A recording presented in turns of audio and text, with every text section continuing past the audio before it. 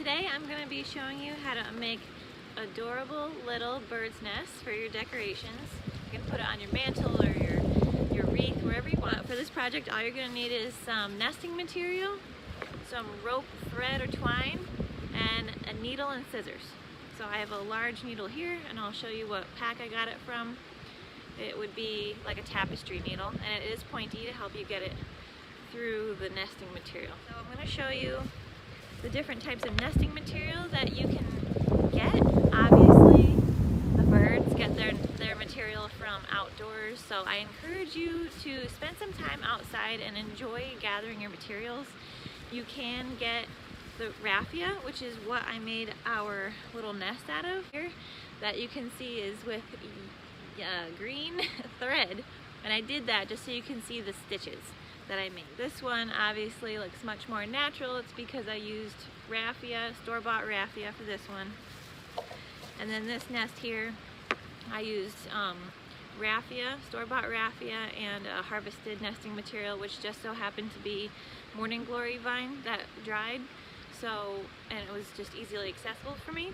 But I encourage you to just get out any kind of thin twigs, especially thin, flexible twigs that you can find, or like even just dead grass, you know. So here I have some old fern vines, not vines, stems that I just got from my yard. So you could definitely use this. These are very brittle, and they just snap right apart. So you can soak these in water overnight, and then you would be able to use them. You can use pine needles, just about anything. You know, the thinner the better. So don't be using like big branches, and you totally could, but it's not going to work for this exact style of like a winded, coiled nest that we're making. Another nesting material that you can use would be like a coconut fiber. I got this from an old hanging basket that had just fallen apart last year, and I had in my garden, and I'm sure the birds are going to actually use this for their own nests this year. So this is an option. Then you might also choose to add little embellishments, dried flowers that you find, dried herbs, you know, whether you actually intentionally dried them over winter to retain the color or not. These are just hydrangea flowers that actually blew down our driveway from our neighbor's garden down the road. So hey, why not just use it? And then this is some dried moss that I have. So I think that's all I wanted to show you for the moment. So let's get inside into my studio and we will make this nest. So I'm planning out the size of my next nest. I know that it's going on a wreath, so I want it to be smaller than these two. And I'm going to be using more morning glory vine. So this sat overnight and it actually became quite brittle. So it would have been good if I had soaked it a little bit in water, like for a half an hour. But I didn't, so we're just gonna have to be careful. And here I'm just threading my needle. I'm gonna be using raffia for my threading material. And I'm just tying it around an end of the morning glory and securing it with a simple overhand knot. So you just make a loop, put the tail end through, and pull tight. And a second time for a double knot.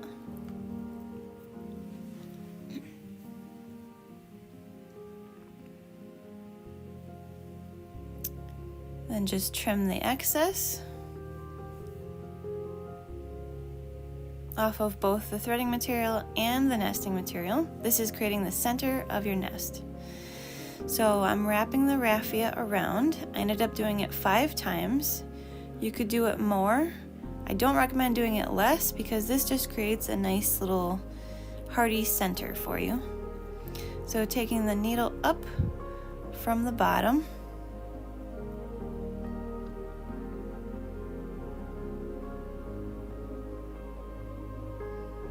and now that threading material is securely on there. And see how it's breaking apart there, my nesting material. It's so brittle. So that's why it would have been good to soak it just a little bit. But so I just proceed forth very gently, seeing how much I can get away with twisting this.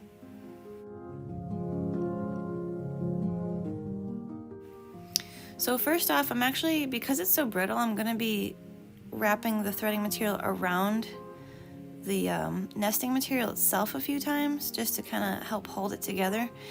I went through the nesting material itself. You could have gone straight through that center you created when you folded it over. This part is not necessary. I'll show you in a second my first true stitch. But you can see I'm coming up through the center, up from the bottom. You can move your threading material around to where you actually want it to lie.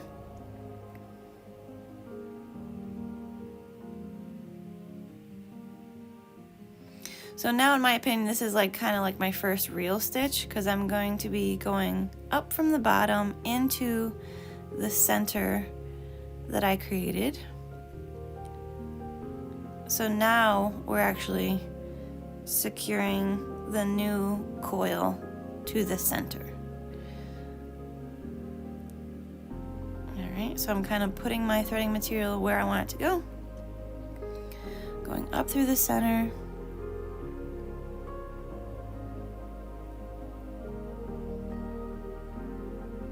And you see I'm moving the threading material where I want it to go. And very gently coiling that nesting material around. And now my stitches are going to be about 1 inch apart, like 1.5 inches to 1 inch apart. I'm still going in through that center piece.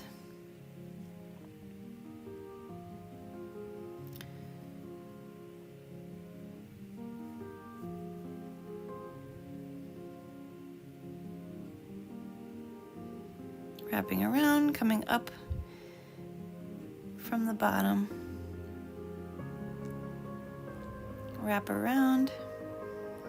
My needle's going into the previous coil that I created. And now you can see I'm putting in the needle about 1/2 inch apart from where it had last gone in. So this is about 1/2 inch apart. There's my needle going in. My nesting material got a little wild, so I had to kind of straighten it out a little bit.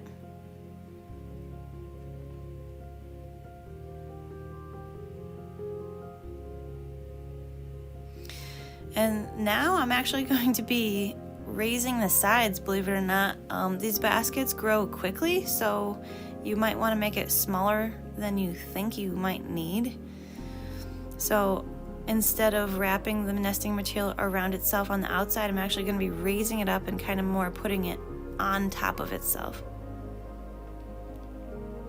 If you want to make it neater, you would be pulling your needle in through a previous stitch, and that'll create more of a spiral.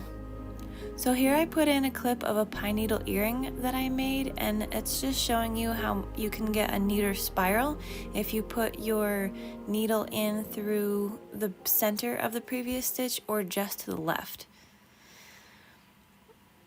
And so for this nest, I'm actually not being that careful with where I'm putting my stitches. I'm being a little bit more messy about it, but you can do what you feel is right.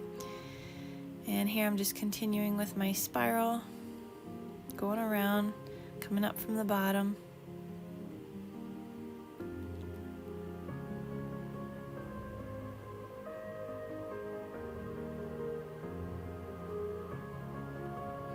And here my thread is getting a little low, so I'm going to show you how to knot it.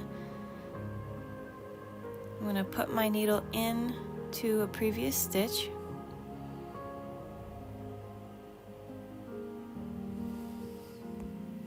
I slowed it down here so you could see. So when you do that, it creates a loop. So hold onto that loop with your finger. You can see my tail end is going under that previous stitch. Put your tail end through that loop. And here I forgot to do a second knot that I like to do, so you just pull this tight, and I'm going to show you a clip I grabbed from another part in the tutorial right here. So you pulled that tight, and now you're going to be making what I call a balloon knot, same knot that you would use to tie a balloon, onto this thread itself. So you wrap it around your finger, put the tail end into that loop that you created,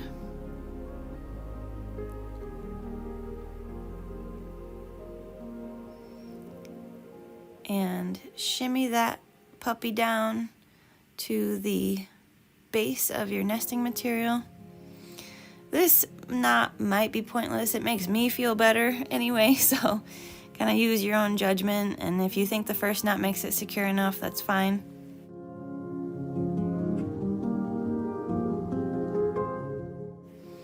And now you're going to be tying on your new threading material. So you just use a simple overhand knot here. I do it twice for a double knot.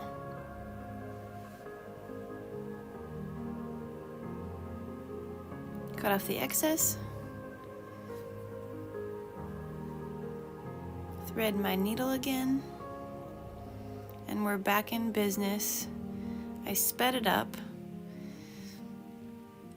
So we're just still going around the top with our thread and up from the bottom with our needle. At this point, I'm showing you I'm holding the threading material with my finger to help hold it where I want it. Cruising along. So the principle of this is pretty simple. You tie your threading material onto the center and then you just spiral around so you can kind of relax and enjoy the process. So here I'm adding moss, which is going to be my little embellishment. Just deciding where I want to place it.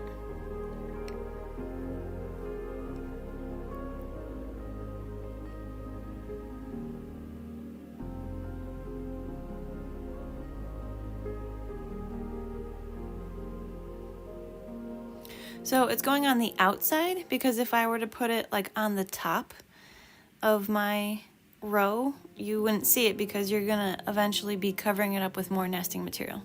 So just put it towards the outside of your basket. And I was running low on nesting material, so I added in some more.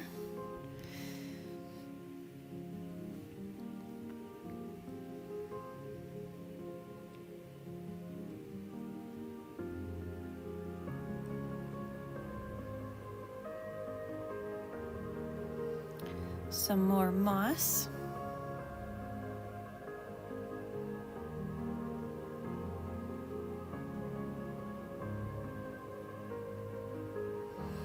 And like I said, you can make it neater by putting your stitches into the previous stitch, but I was just kind of throwing them in higgledy-piggledy. If I happen to want to put a stitch in near a previous stitch, I did go in through the center.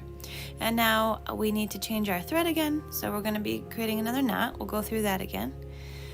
Put your needle in through a previous stitch. It doesn't have to be the stitch that you just did. Just a stitch nearby is fine. You just need to anchor that thread to the basket. Not basket, nest.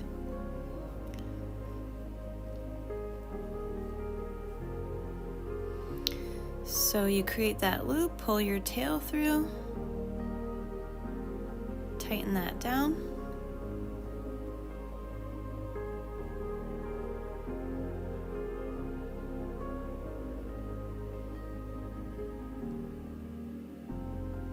And then you're gonna create your balloon knot again, as I like to call it. Put it around your finger, put the tail through that loop, and shimmy it down.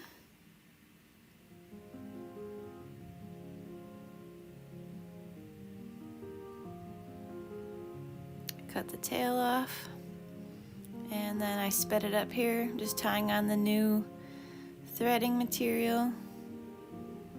I keep calling it threading material instead of raffia because you might be using something totally different. Thread, yarn, you know, dried grass if you have a type near you that's long enough and supple enough to use for a thread. And here we go, we're just going round and around. And I'm coming up towards the end. I'm gonna end my nest, so I'm really gonna start to pull it in tightly towards the center here to finish this puppy up.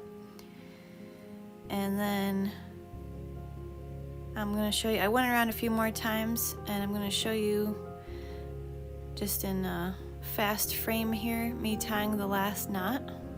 I secured the thread to the previous stitch, and now we're doing my balloon knot around my finger. And it kind of gave me some trouble as I was scooching it down towards the base, but you just shimmy it along and eventually you'll get it. And that concludes our little nest project. And here's what it looks like on our wreath with our sweet little bird in there. Stick around for the next tutorial where I show you how to make that little raffia bird. Well, that concludes today's video. I hope that you had a chance to get out in nature and enjoy collecting your nesting material and you had fun. If you found value in the video, please like, subscribe, and comment. And we will see you in a video soon. Take care.